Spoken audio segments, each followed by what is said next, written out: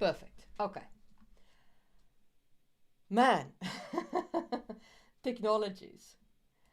Okay.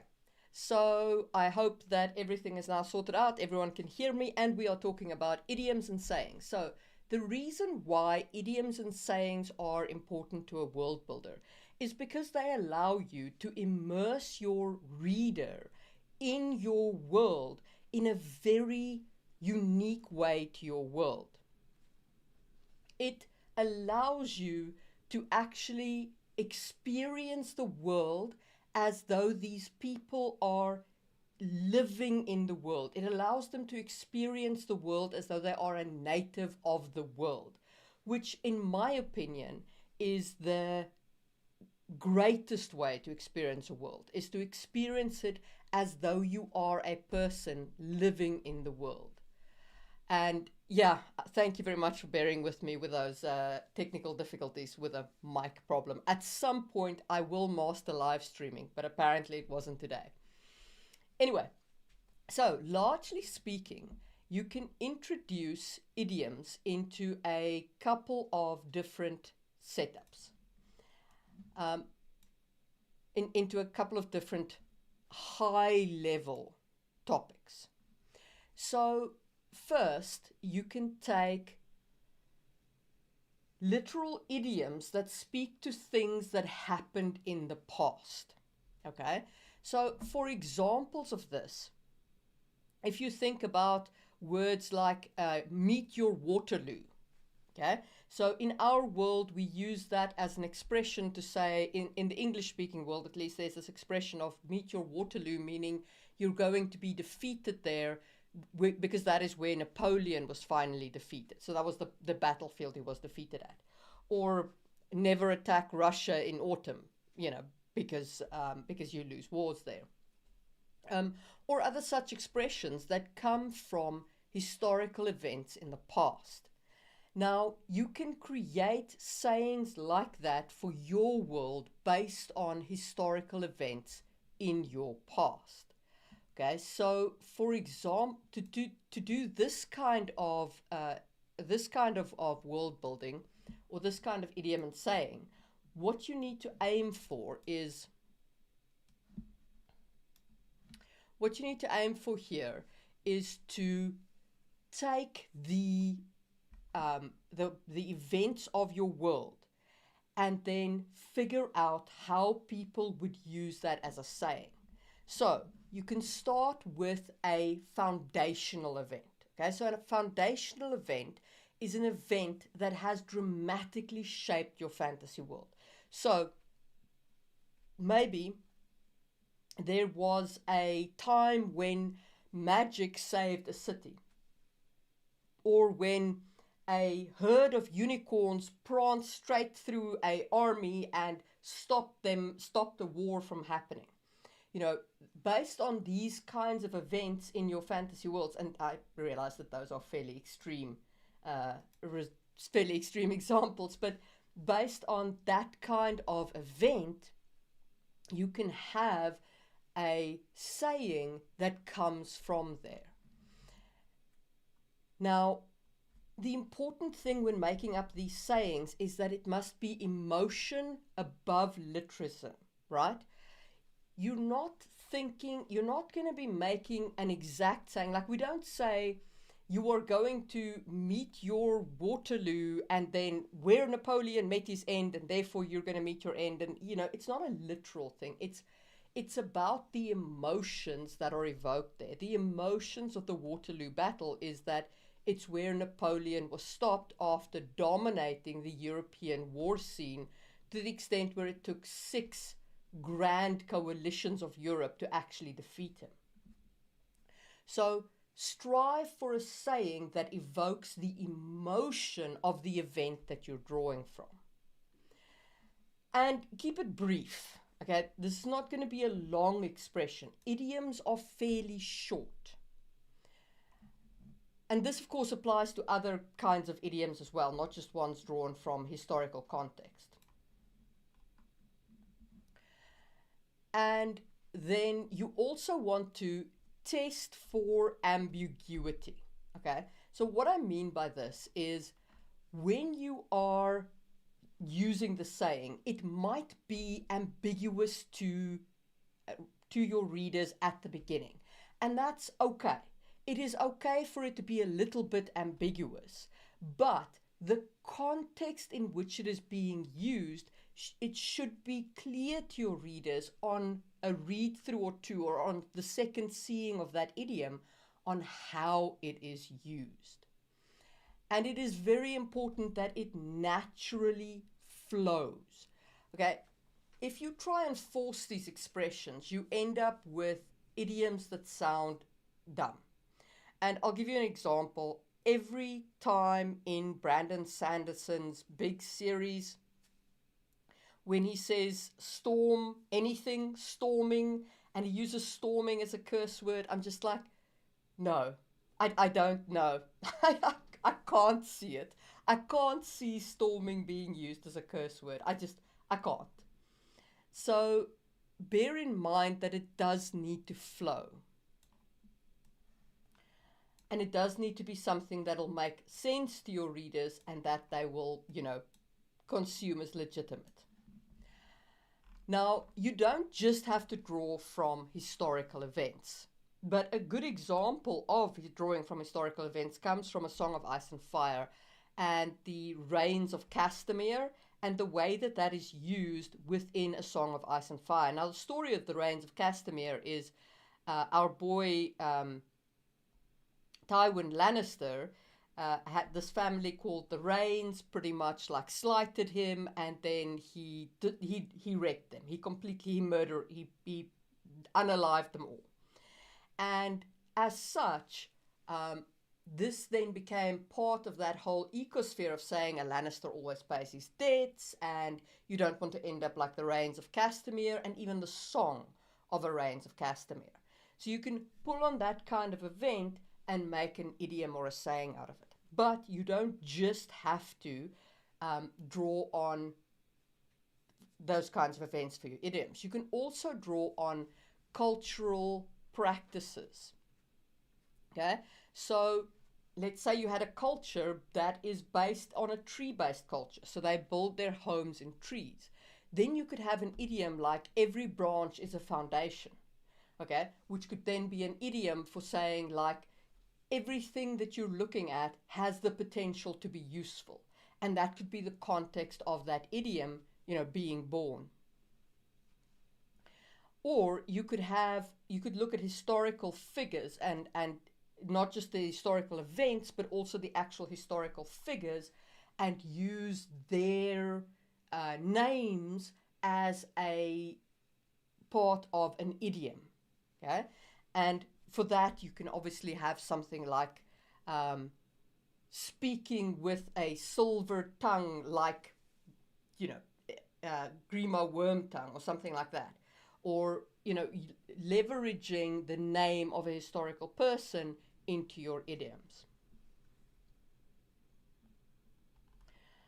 So your basic aim with these kinds of idioms is to draw on your other pieces of world building, right? So if you have an event, you can draw an idiom from that. If you have a certain region, you can draw idioms from that unique regional variations. If you have unique people, you can draw idioms on that. The goal is to take what you've currently got in your world building and transform it into idioms and sayings that make sense in the context of your world. Yeah? So that's going into your actual world building. But let's say that what you're looking for is more a case of you want to utilize our idioms, like the idioms we have, but change them slightly. You can do that as well. So just make sure that they make sense in your world. For example, like all the spinning idioms, you can use all of those. Like everything like thread and needle. Everybody understands what that kind of thing is. And that's a cultural context that'll carry across into your fantasy world. But, for example, if we have very specific idioms around certain kinds of plants that maybe your world doesn't have, or certain animals your world doesn't have, or certain activities that, technologically doesn't exist, those obviously you can't use and you need to find similarities for. Now, the other thing that I want to talk about very specifically here is using everyday things and giving them new idioms based on your world building. And I'm going to do that by delving into an example of mine. And I'm too afraid to switch scenes, so I'm just going to talk through the example and not share my screen. I'm sorry. Because right now I'm afraid of getting more echoes. So I'm going to talk about my candle clock, and I'm going to just put the link into the chat.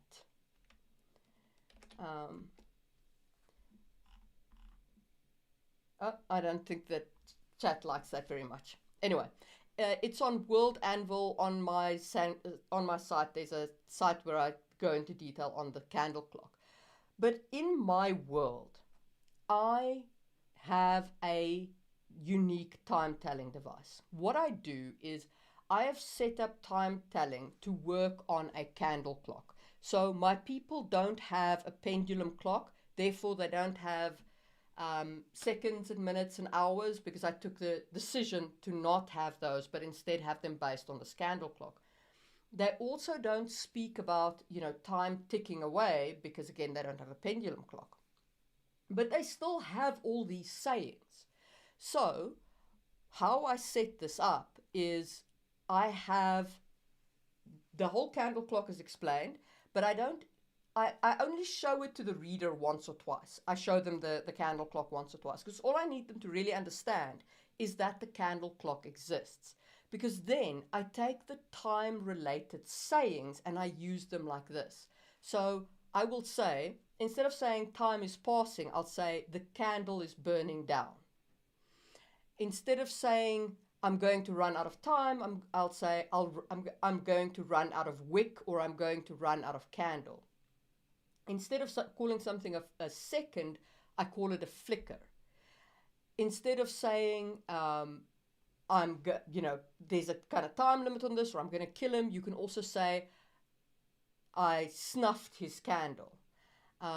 Instead of saying I'm going to buy time, I will say something like I will stretch the wick of the candle. And instead of saying while we have time, I'll say things like while there is wick. So I came up with these expressions based on the timekeeping device. And the reason why I use that specific timekeeping device and why I use those timekeeping expressions a lot is because it helps, in my opinion, it helps embed the reader in my world. It helps the reader experience my world as a rich world-building environment. Now, the other reason why I do this is because on the other continent, the Kisangani continent, I have a water clock timekeeping device. And there I actually use different expressions. So I'll say time is fleeing like a stream from the spigot, and other expressions like that based around water, and instead of the fire expressions from the empire. And that also allows me to signal to the reader which continent this person that they are, engaged with is from. So I think it is worth thinking about everyday items in your world, how they differ from everyday items in our world, and the impact that they'll have on the expressions that we use in everyday language. So for example, if they are going to have, instead of, let's say for example, that they've never moved beyond drop spindles in your world. They've never gotten a spinner, they've never gotten the wheel spinning point. They just have the drop spindle. Now that being the case, your expressions for spinning and weaving and that kind of activity might then be around like gravity dropping that spindle, from a height, and saying it's like pulling thread from the spindle, or like the spindle pulling thread, things like that. And the reason why I bring up weaving and spinning is because a lot of our expressions come from those activities, because before automation, before we figured out how to automate that stuff, that is what took the vast amount of labor in the manufacture of clothing, was that spinning of materials. So there's a lot of expressions around it. And then the other thing that you want to think about is geographical expressions and names for places. So here I specifically want to highlight in Jacqueline Carey's setup with the way that she has the city of Eloah set up. She has the Court of Night Blooming Flowers, which is also a great expression. And that's basically the red light district, right? And that's sitting on top of a hill. The area below the Court of Night Blooming Flowers, at the bottom of the hill, people call that Night's Doorstep, which is a great expressive way for like the Court of Night Blooming Flowers and Night's Doorstep. And that, of course, has led to a whole nomenclature of like calling ladies of negotiable affection, well, ladies and gentlemen in Terre de Ange's case, of negotiable affection, calling them night blooming flowers. And if you're going to have a good time but you can't afford it at a high class, you know, you can say like, well, I'm going to take the night doorstop route, or I'm going to stop over a night doorstop.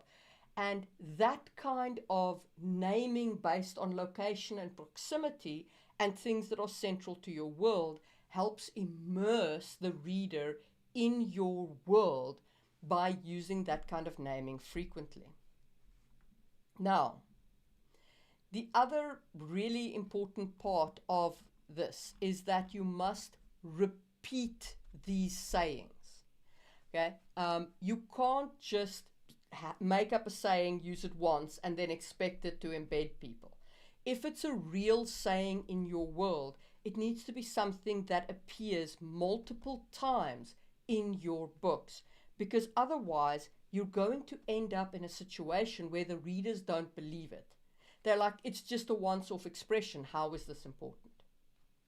So you really want to think about regularly working this into conversation. And that's what comes back to that, making sure that the expression flows properly, making sure that the expression doesn't get stuck and sound dicey, because you're going to need it to come up in conversation. Okay, so we've covered everyday values, we've covered your deep world building history, things like that. There is also your religious tenets, your societal values, and cultural events. So let's talk about those for a little bit. Things like this include, for example, in A Song of Ice and Fire, all of the sayings of the families. So, for example, the Lannister saying, of course, is actually "Hear me roar," not "The Lannister always pays his debts." The Stark saying is "Winter is coming." Those are cultural sayings that embed the reader in the world. But then there's also things like religious sayings. So you can have sayings based on what your God is. So I recollect one book, I can't recall the author right now, but the saying was, "You are in the God's eye." And man, that has stuck with me. Like, whenever I think of a religious saying, the religious saying that I remember is, you are in the God's eye. The God see you in his eye.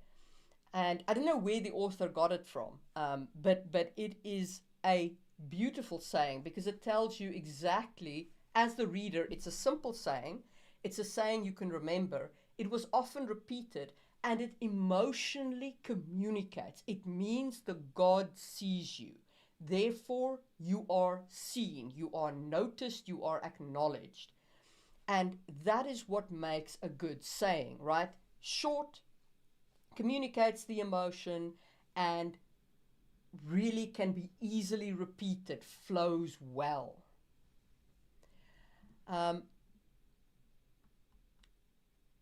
Then you can also have trade or profession-based ethos and sayings. For example, Valar Morghulis, "All men must die," from the assassins of A Song of Ice and Fire.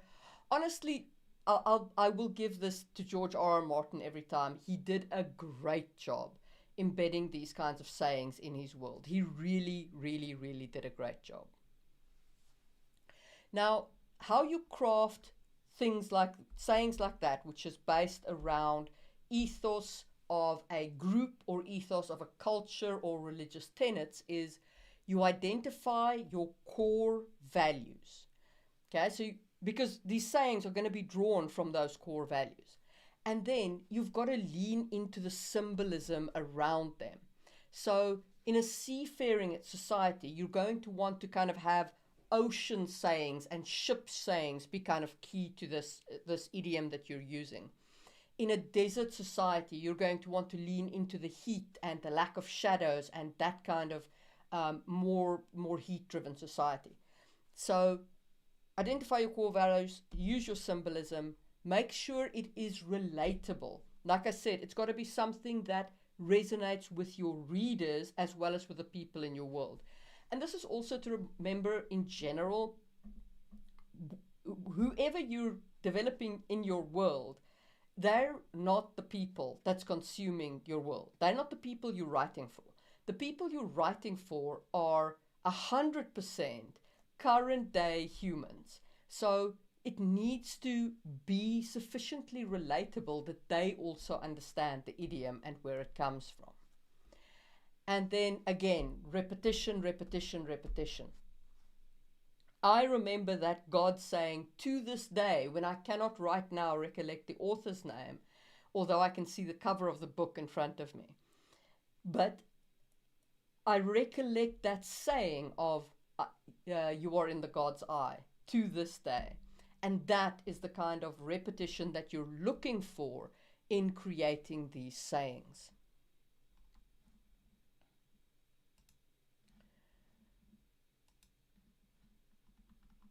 So, really great examples of using these kinds of sayings as well comes from Firefly. So in Firefly, what they did really, really well is they made really good use of swear words. So instead of having goddamn, they had goram and so on. And the reason why that is good is it does help you if you're ever in a kind of like a PG rating situation and you can't have swear words. It does help you to have fake swear words. But secondly, it does also help you to avoid falling into modern speak, because you really want to avoid that. Like I even avoid the word okay. I don't know how old okay actually is, but to me, okay always sounds like a modern word. It never sounds like a far past word, a fantasy word.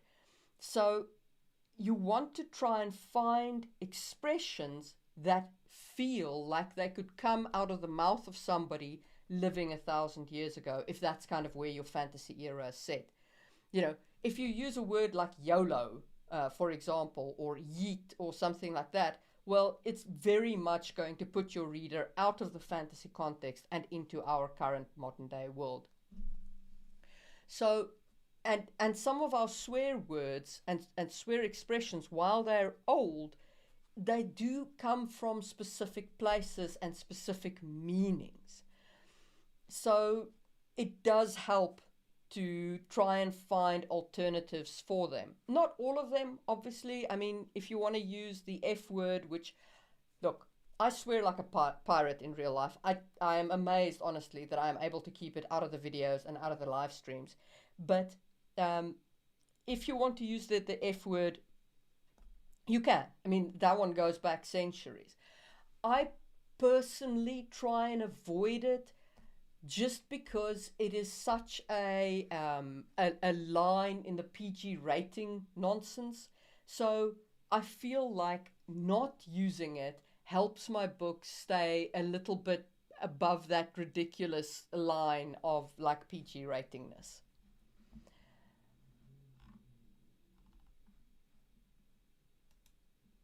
Are there any thoughts about sayings? Has anybody got a opinion around making sayings for your world?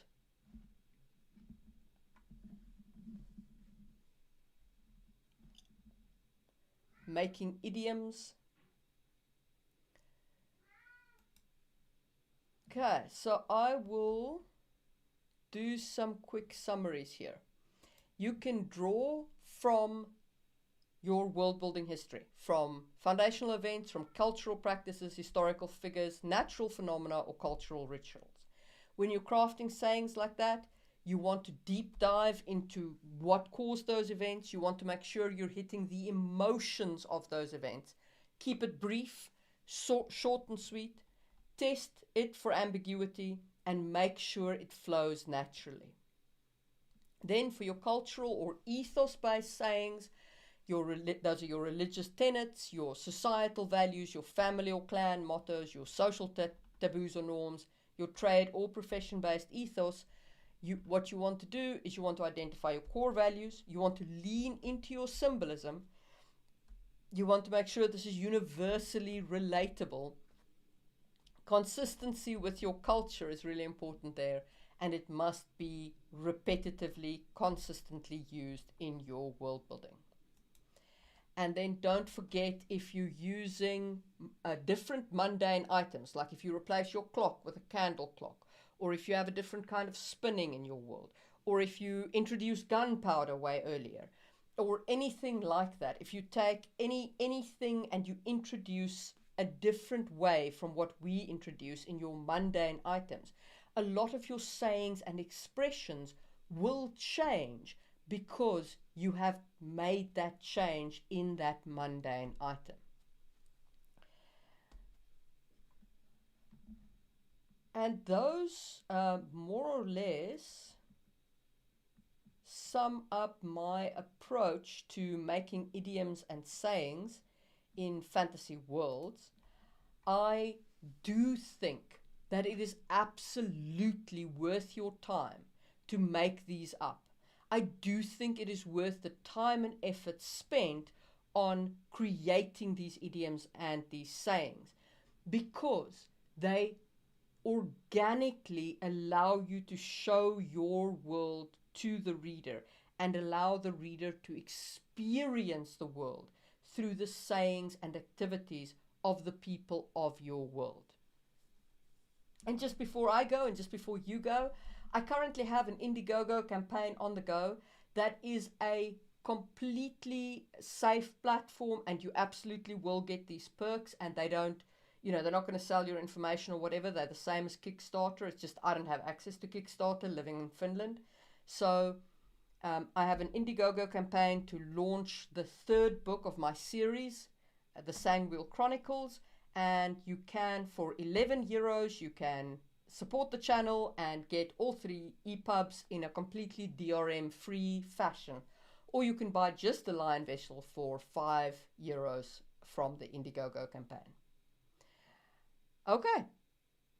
I am really sorry for the technical glitches. At some point, I swear, it will actually work as intended from the beginning.